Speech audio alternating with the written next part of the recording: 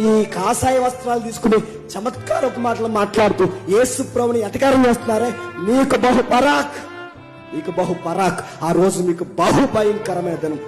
Second కమింగ్లో తగలడిపోతారు.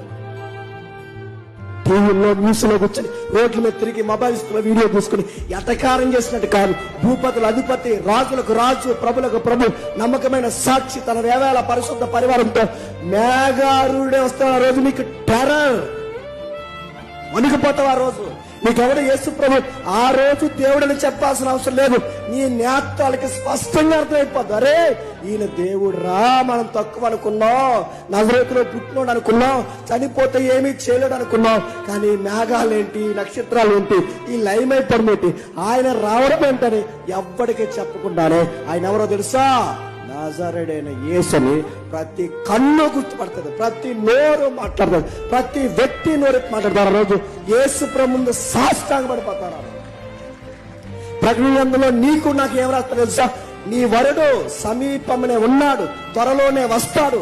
ఆయన కొట్టిన వారు, ఆయన తిట్టిన వారు, నిన్ను కొడుతున్న వారు, నిన్ను తిడుతున్న వారు కూడా ఆ రోజు వాళ్ళకి టెర్రర్ స్టార్ట్ అవుతుంది.